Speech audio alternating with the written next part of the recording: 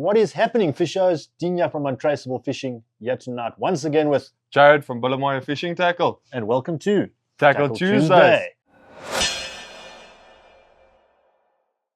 So we have something a bit more exciting lined up for the next couple of weeks. We're going to run through a couple of our favorite species to catch. Yeah. So without further ado, so the way it's going to work is we're going to run through your rod choice, your reel choice, bait choice, terminal tackle choice, where to target the fish, how to target the fish. Yes. So we thought, why not get it underway? There's a lot of guys that I think non-edible fishing or shark fishing is becoming quite popular. Yes. A lot of guys are wanting to chase sharks, and not just talking spotted gullies, smooth hounds. We're talking like your bigger shark species, teethy ones. Yes. Yeah, something's going to give you a bit of a pull. So we thought, why not better place? You're in the Eastern Cape, the home of the spotted ragged-toothed shark. The ragged-toothed shark, if the guys are from America, commonly known as a sand tiger. I know in Australia they call it a grey nurse shark. In India, what did I say earlier? Blue nurse sand tiger, all the same species of shark, guys.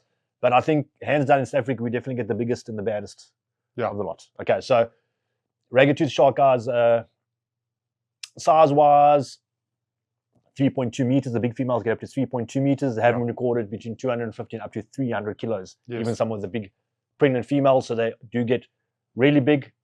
Not the fastest shark in the sea, Jared? No, generally a slower shark, so it might not be as exhilarating a fight as a big bronze whaler. But as Dean said, it's a nice shark to try and get into to target if you're wanting to target something bigger than your 20, 30 kilo gullies. But you don't need the most expensive tackle to land them. But that being said, it's got some decent power to it. Yes, definitely. It's got some volume, so there's definitely you're gonna fight for that fish. Yeah. Okay, so let's get from the onset. So let's start with rod, I think. Yeah. So what sort of rod? So Jared and I each gonna have a turn. So what say? We're talking rock and surf fishing, guys. We're not talking boat fishing and estuary fishing. Yes. So we are predominantly talking rock and surf fishing. So Jared, what type of rod would you choose to if you want to go target a ragged? So ideally, targeting your bigger ragged-toothed sharks, I'd look at a 6 to 8 ounce rod. That sort of goes onto the heavier spectrum of the range. And like length of rod? So my personal preference would be something around a 15 foot in length. Yeah. Okay, perfect. So listen, spotted ragged tooth, I think anything as long as it's from 6 ounce upwards. Yeah. It's pretty much. Listen, don't get me wrong. I've caught raggies on a 3 to 5 ounce rod. Yes. It does work, but I'm not going to go target them on a 3 to 5 ounce rod unless that's the only rod I've got. Yeah. If I do hook that bigger fish, I want a nut backbone to pull a fish. So I think anywhere 6 to 8 ounce, I think is a perfect, or even a 5 to 7 ounce, as long as you can throw a 6 ounce sinker and a reasonable size bait. And the reason we're saying that sort of a weight of rod is it's predominantly because the sinker you want to throw it. You can't be throwing big baits on a 4 or 5 ounce sinker. You're not going to get any distance with your bait. Your bait's going to end up rolling around the seafloor because the sinker's too light. Yes. So you want a 6, 7 or 8 ounce sinker fishing for the raggy. So that gets the rod out the way. You don't have to have top tier rods to target raggies, guys. As long as you've got a decent enough rod, you can start looking at your entry level budget surf rods and things like that. Yeah. And you can handle the fish quite comfortably. We're not going to go into make some models of rods now, but as long as you've got a semi-decent rod. Yes. So you're looking at something you can throw a 6 ounce, 14 or 15 foot. I think we're out for a way there. Definitely. Reel size, we are talking spinning reels. Obviously, everyone's changing to braid these days. Yes. What size reel would comfortably suit you? So the way I fish, just out of my preference, I use a Pen Slammer 8500. Yep. So I know if you're comparing to your Shimano's, you'd be looking at about a 20,000 size. Reel, yeah. That's just on the bigger spectrum. Yeah. That's what I fish. I think that's a good size reel. I think 18,000 or 20,000 is your first choice. Yes. But I do a lot of my raggy fishing on the 14,000 because I know, listen, a raggy's not going to strip you out 300 meters of line. Yeah. It doesn't happen, guys. It doesn't happen. Even some big fish, they might run you 100, 150 meters out. They're going to get just past the back line and they're going to stop there, make their way in and out and left and right. Yes. So you can comfortably get away with a 14,000, even a 10,000, 10 and 14,000, pretty much one and the same thing. It's a spool diameter. So if you have a 10 or 14,000 size reel at home, don't be scared to go target a raggy. You've got more than enough line lay on that. I can promise you that. But in the long run, 18 or 20,000 is definitely the way to go. You're getting a stronger reel. It's going to last you a bit longer. Definitely. So that gets reel size out the way. Next thing is our braid or fishing line if you're using mono or braid? Yeah.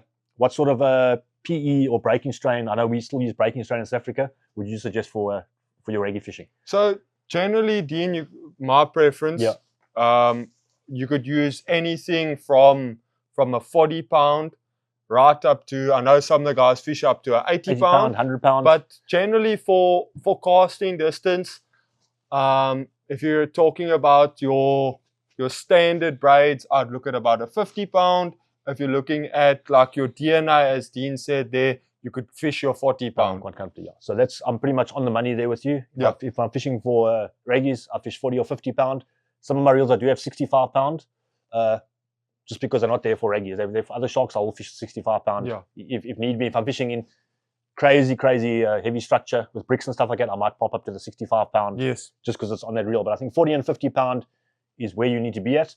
You're welcome to go lighter, but I like the 40 pound. You just get that extra bit of stopping power. Yeah, you'll end up having to fight that shark for a lot longer if you go lighter. And the longer it takes, the more chance of something going wrong. And also you're doing a bit too much damage to that fish you don't need to be doing. Yes. Okay, so we've got our braid. So this might sound a bit basic to you guys, but we're really going through for the guys that have never fished for sharks before. Guys that are experienced shark fishing, you might get some information out of this. So we are keeping it back to basics. What species to target. Then obviously, we are talking braid here. If you are fishing mono, the guys are fishing mono. I think 0.5 upwards would be sufficient from that. Yeah, 0.5, 0.55 ideally. Pretty much sufficient for that. But we are talking braid here. So when it comes to most fishing, we do fish braided leaders on top of our braid. Yes. Now this is where it gets a bit excessive. I'll probably go to a bit excessive. Leader wise, if I'm using braided leader for a raggy, it's 180 pounds or nothing for me. Okay, I don't fish anything less. I know some guys fish 150. I fish 180. I've just been disappointed with 100, 120 pounds. One thing you must understand, the characteristics of a raggy is when it gets into the surf zone, the shark likes to roll. Yes. Especially when you get him with the back sandbank, he likes to twist you up. Yeah. And I just found with 100, 120 pound, you get too many break-offs with that shark flexing or its rough skin chafing off. Yes. So leader-wise, 180 pound. I don't know what your... I'll generally fish 180 pound as well. The only times I might go down is if I'm fishing in an area where I know it's more of a sandbank and you need a very, very long throw. Yes, yeah. Sometimes you're fishing from the surf. You might not be able to wade onto the bank you need to get to. But generally, I'll fish 180 pound as well. So rule of thumb, if you're targeting raggies, I'd say, not everyone can afford or have the capability to have different diameter leaders. I think go to the 180 pound, ties good knots, and you can still get some decent distance out of it. Yes. And I don't think with the 180 I've ever been pretty much burnt off or rolled off on 180 pound yet. So that gets our rod out the way, our reel out the way, our braid or mono out the way, and then our leader out the way. So I think next, moving on to there, let's look at the terminal tackle, guys. So if you don't know what terminal tackle is anything that's tied on from after your leader down to your hooks. You're talking about your swivel, you're talking about your dangles, you're talking about your wire, anything else that connects from the end of your leader line down to where you're going to hook up the fish. Yes. So obviously we are talking raggies. They have some serious teeth. If you haven't checked a raggie's mouth out, Google raggy smile or raggy teeth and go check it out. They have some crazy amounts of teeth, guys. They are not called a raggy tooth shark for nothing. They definitely could have gone to the dentist in the younger years. Yeah. So I know I personally only fish a full metal jacket. Myself as well. If you don't know what a full metal jacket is, don't worry. We're going to explain to you now exactly what a full metal jacket is when it comes to raggies. And predominantly when I fish for raggies, I fish a longer full metal jacket than I do my other species of sharks. Yeah. Okay. So before we get to the full metal jackets, let's break a full metal jacket down. So obviously the number one thing is hook. Okay. So there's obviously, I know Jared, you prefer a J hook for a raggie? At times. At times. So I will fish both. It depends really on the bite on the day. So most of the time on your bigger raggies, I do tend to go to a circle. Cool. But there's certain applications and times when they're not feeding properly, or if you're targeting a younger raggie, that you can still use J's. Okay. Some of the older guys on the coast still prefer J's, but yeah, it comes down to your preference, what you're used to using. So J hooks, I personally don't use J hooks for fishing for non-ends at all. That's my personal choice. So I'm going to let Jared run to the J hooks. I have no clue what J hooks are used for raggy. I only know what circle hooks are used for raggy. I used to use J hooks in my day, so I do know a bit about it, but Jared knows a lot more than I do. So Jared, what sort of J hook would you use for targeting a raggy? So I've grabbed two here. You'll see they're both very similar. These are two that have been around for a long time. Oh, yes. So the one on the right-hand side is the Rock Points. This is the 11-0. These are really, really popular all around the coast for the league anglers and some of the social anglers. And then just to scale it up a bit, that is the Mustard Ringed Soy in a 13-0. That's the two I would generally use in terms of targeting raggies. So if we're just looking at this hook, obviously sharpness, top quality hooks, good sharpness. Make sure your hook's nice and sharp. Yes. I see both these brands of hooks have got a decent gauge on the hook. It's a strong hook. It's a strong hook. Yes, yes. It's not your. We're not going to go use a Viking or I'm trying to think of the other names for those. A thin gauge. A bait holder. A bait holder hook for a raggy. You want something strong. Yeah, ideally something like an octopus style shape. Bearing in mind, as Dean is saying there, you need a hook that ideally you want to go to a decent brand of hook, because when you're hitting a fish with a raggy, you need to put quite a lot of pressure in to make sure that those hooks set in the corner of its mouth. If you go something too thick, you can battle. If you go something too thin, there's a chance he's going to break your hook. I'm glad you brought that up, because probably about 4 or 5 years ago, I was gifted, I don't know if any of them remember those mustard, the big J's, thick, almost square hook. It actually had the mustard stamped in it. Yes. So we took those raggy fishing. I think that night I dropped 6 fish on that hook. And I couldn't understand why. Then after, if anyone saw that hook, the barb on that hook was a serious barb. He came out like 3 or 4 millimeters, you know what I mean? And only after getting home and thinking, I just wasn't seeing the hook hard enough on those fish. Yeah. Those fish would get to the front, they'd end up throwing the hook. And I think the hook was probably a bit too much overkill for that type of fish. Yeah. It's more of a hook you'd be using on marlin or tuna with a bit of a softer mouth. Yes. Where it could penetrate a bit easier. Yes. But it was the strongest hooks I had, and they looked really cool, but I probably overcompensated on the hooks. So there I went wrong. So when it comes to circle hooks, the way I target raggies, lots of brands out there, guys. We're not getting into brands tonight whatsoever. This has nothing to do with any brands. Whatever brand, your preferred brand is, whatever brand you can afford. Yeah. So I think, so let me go back. Sorry, I'm going to jump back there quickly, guys. What size hooks do you use on your J hooks do you use for raggies? So generally on the J hooks, it's going to be anything from, on a smaller raggy, on a smaller bait, anything from an 8-0 up to a 10-0. If you're going bigger baits, bearing in mind using J hooks, you're generally fishing 2 J hooks. I would fish on a bigger bait like a yellowtail head, anything from a 10-0 up to about a 13-0. Okay, so I'm going to make things simple now. As we say, we got one choice of braided leader, 180 pound. One size hook. If the customer wants to, a guy wants to get in, he wants to buy one size hook, he doesn't really know what size raggy he's going to targeting, you know what I mean? So what would it be? 10-0, 12-0? Ideally, I'm going back to a brand specific just because I know what they're like. Ideally, I would look at the Rock Point 11-0s. It's a hook size you can catch from a 15 kilo raggy up to a raggy of 200 kilos. Okay, perfect. So there we go. I'm trying to keep things simple here for the guys. Okay, so when it comes to circle hooks, obviously inline circle just makes much better chance of having a corner set in the mouth and not deep hooking a fish. So also, guys run in from a 10-0 up to a 14-0. If I had to choose one 12-0, I'm going to use BKK as an example because not all hook sizes are equal. Yeah. So if BKK is not your brand, then maybe pick up a pack of BKKs in the shop and compare it to your brand. Yes. But a BKK inline heavy 12 to me is the ultimate raggy hook for me. Or that size, I'm getting smaller raggies, I'm getting my bigger raggies, and I'm not missing bites on that particular size. Okay, so then obviously we've got the hook out the way. Now we're going to go to leader line, your carbon coated steel, your 7x7, your wire. Depending on what preference of wire you choose. For myself, depending on the brand, either 175 pound or 180 pound. Those are my choice. There are instances I might go heavier, but I think for 99.9% of the time, that's the breaking strain I'm going to use. I don't know if you fall in line with me there, Jared. Look, I might scale it up a little bit. I know some of the guys do fish like the 150s and the 175s, but generally I will end up taking a 200 pound. That's just something I've gotten accustomed to. And I will normally throw a 200 pound wire. Okay, and then So that pretty much gets us to terminal tackle swivel size. I know number 1 or number 2 or 1.0 swivel. Yeah. We'll run through. So what we're going to do is we've got Jared actually makes traces for the store, ready-made traces. So if you are battling to or don't want to make a trace, you're not confident in your trace making skills, check out Bomore. They have some ready-made traces that Jared personally makes up himself. Yeah. Really good quality.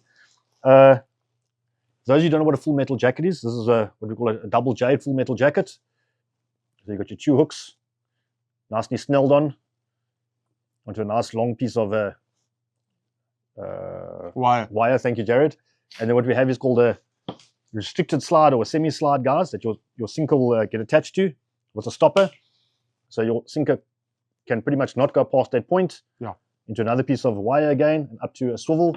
Length of this, I'm just going to guess it at exactly the length I'll make my full metal jackets, 1.5 to 1.6 meters. So that's pretty much where you have it. Now I'm going to ask you an interesting question. Okay,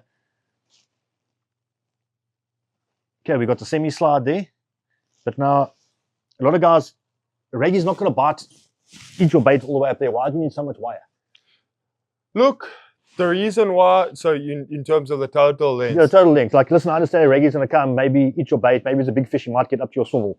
You know what I mean? Yeah. Like, you're not going to let him feed there for 3 hours. Look, so why do we have so much wire this side?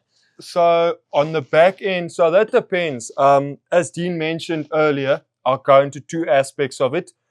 As Dean did mention earlier, they can tend to roll quite a lot. 100%. So that longer piece of wire at the back just protects you from being rolled off or burnt off. Also, I might disagree a little bit with Dean, depending on the way they feed. I have had some of the bigger raggies come and eat quite hard. 100%, yeah. But it depends on how they're feeding on the day. So yeah, I generally will fish like a 1.6 meter trace.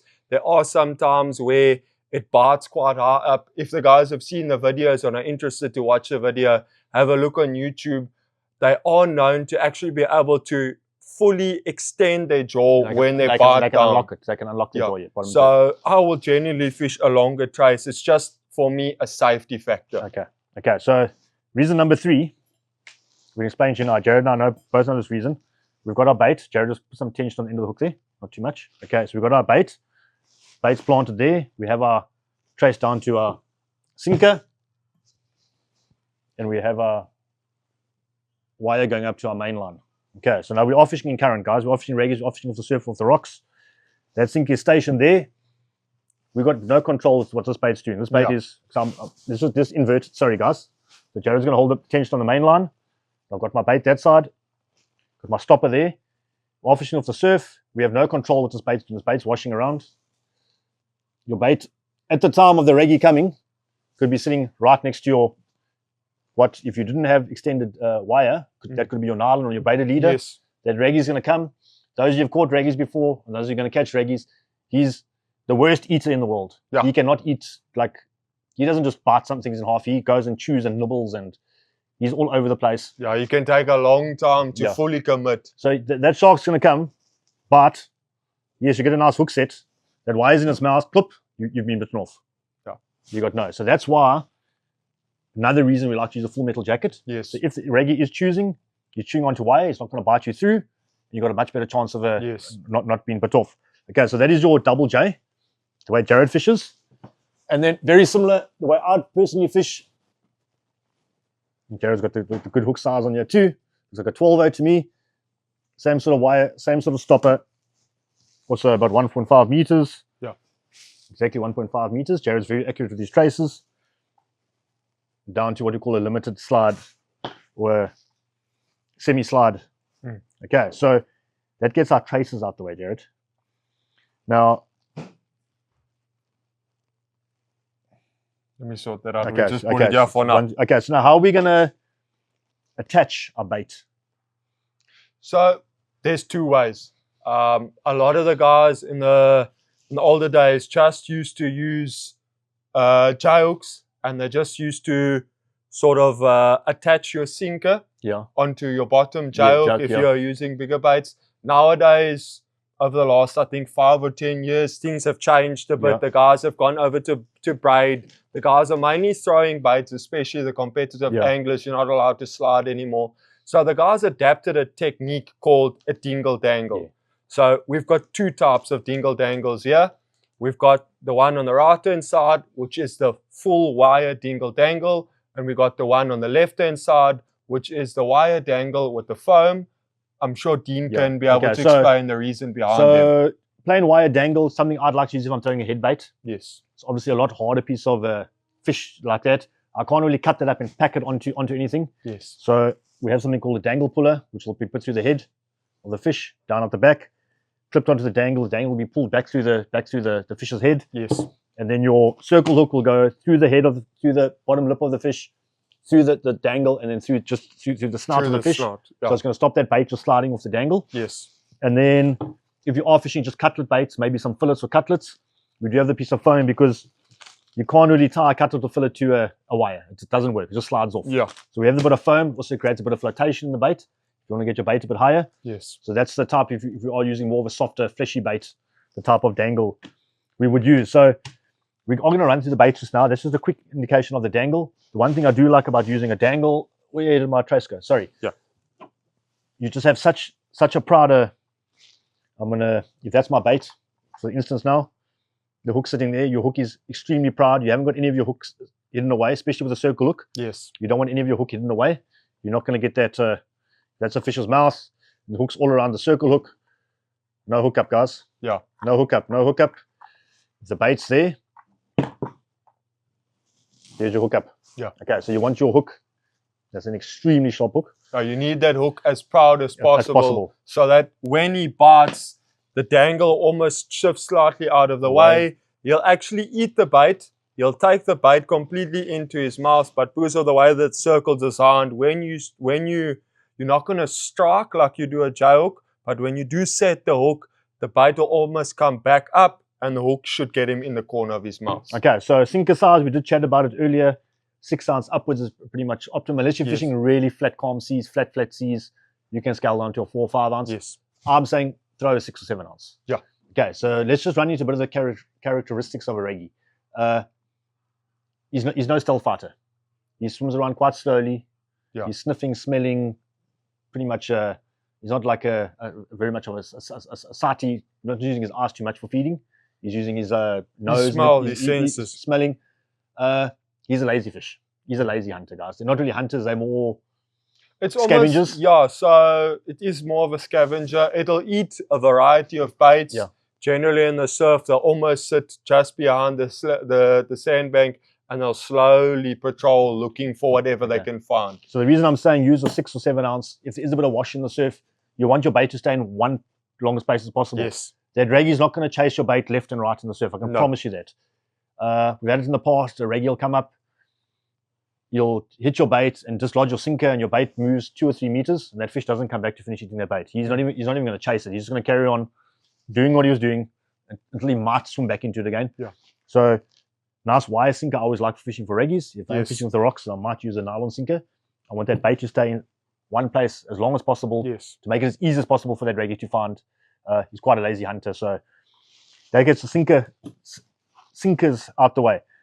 So when are the best times if I want to go look for a raggy now, like when is the best time for me to go look for a raggy? Look, regarding times of the year, generally on our coast, they'll start to come back onto the coastline from October onwards. Yeah. So it's your summer months. You mainly will get raggies in your summer months, starting from October, November, December onwards. That's just speaking about the months. In terms of the physical conditions, generally I prefer 3 days of east and 1 day of west. The magic formula. You can, it's generally a magic formula, yes. As long as it's a flat sea. So generally, if you getting into it and you still don't know quite how to read the east and the west, and you're going down onto the beach and you got a bit of raggy tackle with you, as long as you've got an area that's fairly flattish, not too much of a big sea, and you've got cold water, flat seas, and dirty water. They feed very, very well. Yeah. in dirty water and in a cold sea. They're a lot more aggressive on the bite when it's cold. That's correct. So guys, if you are working into a surf zone, if I'm looking at the whole surf, if I can see anywhere, I don't get their sandbanks. I'm always looking for a deeper patch of water where there's no movement in the water. It must almost look like someone's taken a little pond and placed it in the middle of all that chaos. A little bit of deeper water. The water must be perfectly flat on top like that. And that's where the raggies are going to sit. They're going to sit in that deeper water. They don't want to be swimming around currents and against rips like that. They just want to chill. They want to relax. The food will get washed to them, and that's where they're going to pick it up. Cold water, listen, 11 degrees up to 15. 15 degrees is like 14, 15 is like the ultimate temperature for me for raggies. Up to 17, but I have caught raggies in warmer water. Don't get me wrong. Yeah, it is possible. Yeah, and then dirty water is definitely the key. Listen, chocolate brown water for raggies. As I said, they use their smell, they don't use sight. But don't be fooled. I've caught raggies in crystal clear water before. You have to change your game a bit. When it comes to tackle, they can become very skittish in crystal clear water. But you can, and then obviously night time's probably the best time. Yeah, the best time. They're the least skittish at night and things like that. So when it comes to the time of the year, as Jared says, October, November, the big females are coming down. So raggies mate in the summer months. Then once the female's impregnated, when it starts getting like winterish around here, they migrate up to the KwaZulu-Natal coast, where the females sit for a good couple of months. They hold their young for like 9 to 12 months. So they go up there for the nice warmer waters. It's a bit more friendly for them to hang around there until they give ready to give birth, which is normally October, November through December. So from September, the bigger females, pregnant females, make their way down to the Eastern Cape, Western Cape, where they're going to have their pups. They have 2 pups. The reason I'm telling you all this garbage information is, please, when you do catch raggies, please make sure you get them back in the sea as quickly as possible. Yeah, they are on the decline. Raggies only give a female raggie only pups every 2 years at 2 pups. So if the guys are out there killing raggies, you're going to kill more. There's a lot more raggies being caught than they are giving a puppy. If you get what I'm saying, they're only giving every 2 years, so it averages 1 pup a year. Yeah. If all goes to plan and that pup makes it to a decent size to be able to reproduce again to maturity. So on that, handling raggies. Okay, fun fish to catch, a terrible fish to handle. Yeah. Okay. So a raggie is one of the only sharks up there that can do a 180 or call it 360 degree turn. It can pretty much bite its own tail, guys.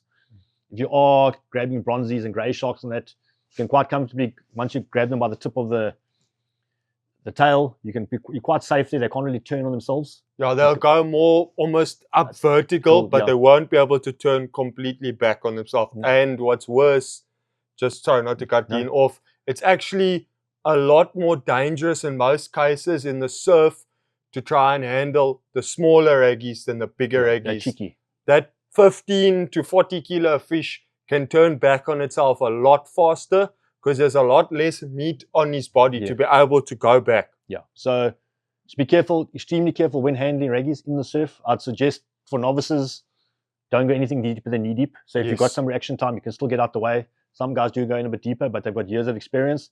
And then even when you got it just in the shallow water, when you're trying to take a measurement, that's when you need to be most careful. That thing turns on you on a dime, so just be warned.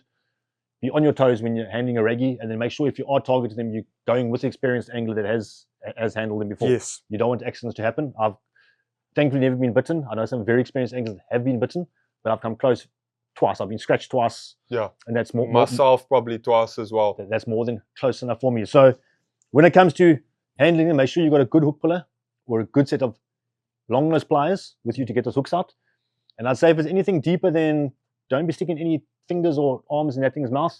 Make sure you've got a decent set of cutters with you on the time, so you can cut that wire in an instant and get that fish back in the water.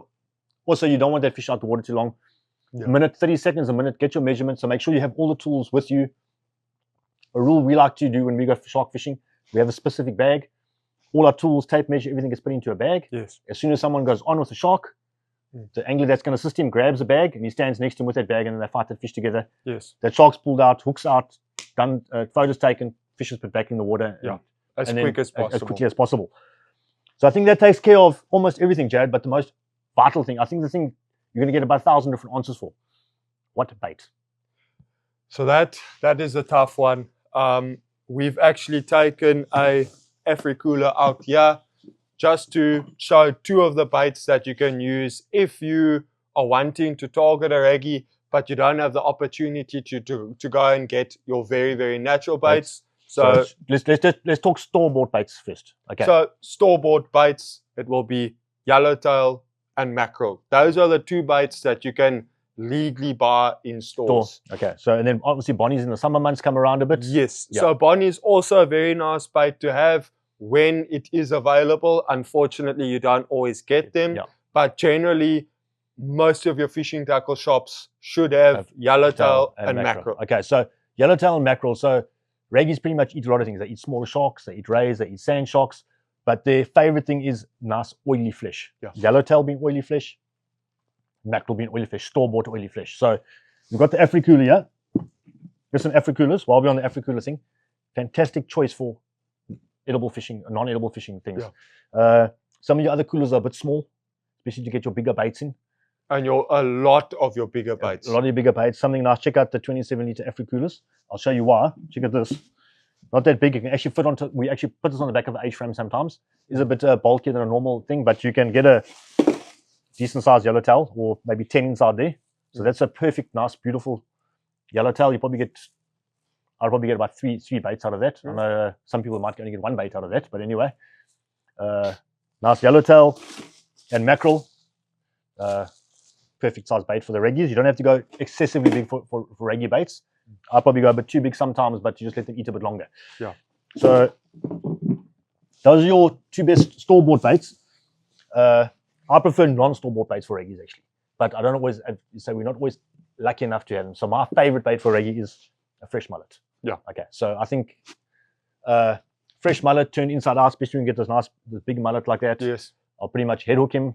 I'll cut the fillet to one side, just on the one side, flap the fillet around. Yeah. So it's got one shiny side, one smelly side, cotton him up, and then even put a second mullet on top of him. Yes. It also gives me a nice, longer streamline bait. I get a bit more distance on my throw. If I need to get more distance instead of a round ball bait, I just find I get a better. Yes, the smaller raggies do chomp me in half sometimes, but your bigger fish, you just get better of a better hookup rate than your bigger ball baits. Yeah. Okay, so any other non-store-bought baits, natural baits? So besides for the mullet, another really good option when they are on the coast as well, and that I think we said in a couple of videos ago is my main reason for targeting them. That would be shad. Oh, shad, a shad head, a hold shad. Yeah. Obviously still trying to stick to your legal size, but a shad is a really, really good bait option for targeting raggies.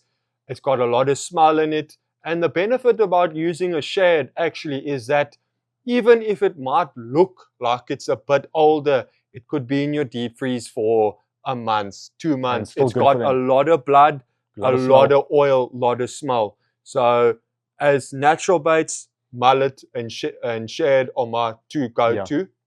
I think and if you don't have shad, you don't have the mullet, any flesh, you catch a blacktail. Yeah. I've used bluefish as I know it's a bit of a sin, guys. I've used bluefish to catch raggies before. Yeah. As long as you've got a nice fleshy bait.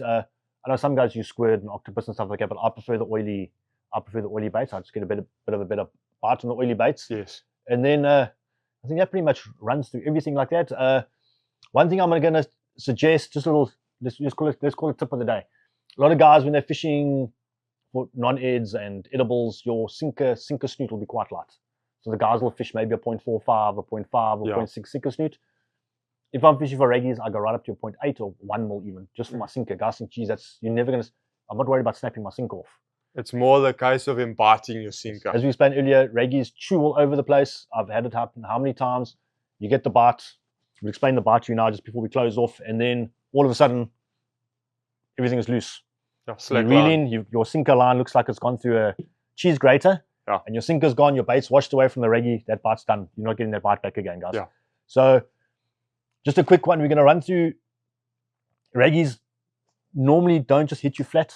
There are occasions, if they're aggressive, they might hit you flat. It's a very slow bite, guys. You're going to get that wool pull like that. Be patient. There are some guys that can hit them quickly. I can't hit them quickly. I let them feed. So if I'm standing on the surf fishing for a raggie, I fish an extremely light drag. Extremely light drag. I let that fish run 10, 15 meters. I let him take off. Depending on how the bite is, if one of those slow bites doing this, I let him run really now. He's pretty much going to stop at one stage, slow down at one stage, and then I'll tighten up. And as he pulls off again, I'll set hook. That's just the way I fish for them. I know some guys hit them instantly. I miss when I do that. So I don't know what's your take on a raggy bite. So I'm very similar to you, but it depends on what hooks I'm using in. And on the bite, if it's a circle and you're lucky enough that he floorboards you and he goes away properly. You just grab the spool and hit him. I give him about 5 seconds. Normally he'll give you a bit of a slack line. He'll sometimes pick you up and come in with you. You'll feel the rod slacken off a bit. And as soon as he goes back down, he's finished eating. Then, give him 5-6 seconds. Hand on the spool, and hit him. Give it a bit of a jerk. I hit a bit too hard, even sometimes on a circle, but it's just to know that you got the surety that you've got that circle in the mouth. Going back to a J hook, it can be a lot more aggressive. So I've just been taught a tip by one of the older guys. Generally, if you're using a J hook, you'll get the first bump, he'll give you slack. As he goes down for the second bump and slack, wind into him, step back, and hit him. And hit that hook home. Okay, guys. So, last tip of the day. We're giving about too many tips here today, but last tip of the day, when you get a raggy, pull hard. Okay. A raggy, especially if you're fishing off the rocks, got a tendency just to swim straight towards you and come sit 15, 20 meters in front of you, and he's just going to sit there, bud. If you don't pull him, he's going nowhere. And the longer he sits there, the more chance you got your braid getting tangled up in the rocks and being burnt off. So, pull that fish. He swims left and right like most sharks do, but pull that fish. If you need him to move, you have to make him move. He's not just going to scream off into the distance. So when he swims in, put pressure on that fish and then he'll start making decisions. If you're not putting pressure on that fish, he's not making decisions. Anyway, guys, so I hope that is informative. Hit us in the comments below. What species would you like us to run through maybe next week or the week after? I know next week might be a bit close. If some comments do come through by Wednesday, then I'll chat to Jared and see if we can do that species for you. So now is your opportunity to let us know what you want. Okay. Anyway, guys, don't forget to hit that subscribe button, hit that notification bell, and check out that member link. So from Dean from Untraceable Fishing and Jared from Bullamore Fishing Tackle. Cheers.